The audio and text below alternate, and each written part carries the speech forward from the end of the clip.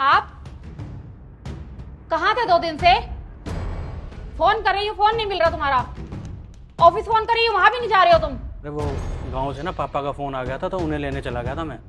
पापा को? उस बुढ़े को लेके आई हो तुम? ये तुम्हारी तमीज है बोलने की क्या बड़ों से? मुझसे पूछा तुमने कि वो मेरे घर में रहेगा या नहीं? पूरा दिन कभी इसके लिए चाय बनाओ, कभी ये काम करो, कभी वो काम करो। पागल समझ के रखा है क्या? पूरा दिन खांसते रहते हैं, डिस्टर्ब होती हूँ मैं। मेरे बच्चों को पढ़ाई में डिस्टर्बेंस आती है। कैसी बातें कर रही हो तुम ये गुंजन? मैं नहीं रखूंगी इस बुड्ढे को यहाँ पे। चाहे उन्हें आश्रम में छोड़ के आओ या वृद्धाश्रम में। दवाइयों का खर्चा कौन उठाएगा उनका? रोज की दवाइयां, कभी किस चीज की, कभी तो किस चीज की। अरे दुनिया भर की बीमारियां लगी हुई है उन्हें, कहां से पूरी करेंगे? और जब मैं पैसे मांगती हूँ खर्चे के लिए, तब तो तुम्हारे से 1 रुपया नहीं निकला जाता। अब उनके खर्चे के लिए कहां से लाएंगे हम इतने पैसे? ये कैसे संस्कार हैं तुम्हारे बोलने के? मुझे इससे कोई फर्क नहीं पड़ता।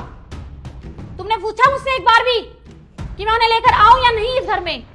कितनी बार कहूं कि मैं उन्हें यहाँ नहीं आने दूंगी तो नहीं आने दूंगी। छोड़ के उन्हें गाँव वापस। आप आओ पापा, मैं देखता हूँ कौन रोकता है आपको।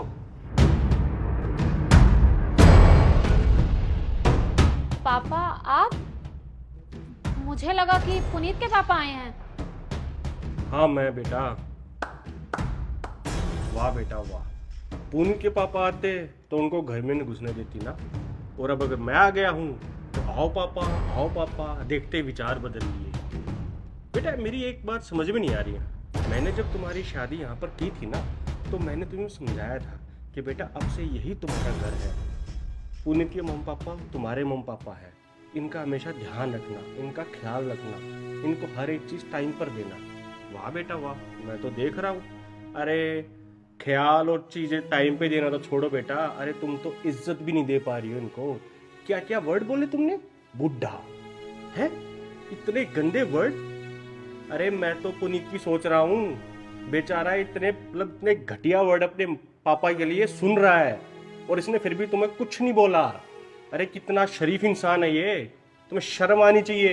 अरे मुझे अपने आप पे शर्म आ रही है। तुम्हें पता भी है तुम्हारे भाइयों ने मुझे घर से निकाल दिया। ये तो पुनीत की शराफत थी कि बेचारा मुझे एक फोन करते ही लेने भागा।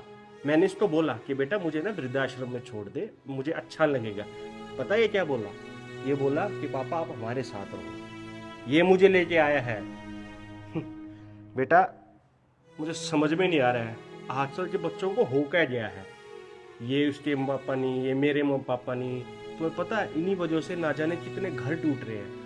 अगर तुम इसके मम्मी पापा को अपना मम्मी पापा समझो तो ये घर स्वर्ग बन जाएगा बेटा। ये सामाजिक बुराई बन चुकी हुई है। अब सच बताओ बेटा, मुझे आज ना अपने आप पे दुख हो रहा है, अपनी परवरिश पे दुख हो रहा है कि तुम इतने ऐसे ऐसे वर्ड यूज कर रही हो। मुझे ना खुद पे शर्म आ रही है आज। बेटा किसी बूढ़े व्यक्ति के आने से तुम्हारे घर में प्रॉब्लम होगी ना, तुम्हारे बच्चे डिस्टर्ब होंगे। बेटा मैं नहीं रहूंगा पुनीत बेटा, मैं इस घर में नहीं रह सकता। कल को क्या पता इसको मुझसे ही प्रॉब्लम होने लग जाए। बेटा मैं जा रहा हूँ बेटा, मुझसे नहीं रहा जाएगा बेटा। नहीं पापा, कहीं नहीं जाओगे आप, कहीं नहीं जाओगे आप, यहीं रहोगे आप।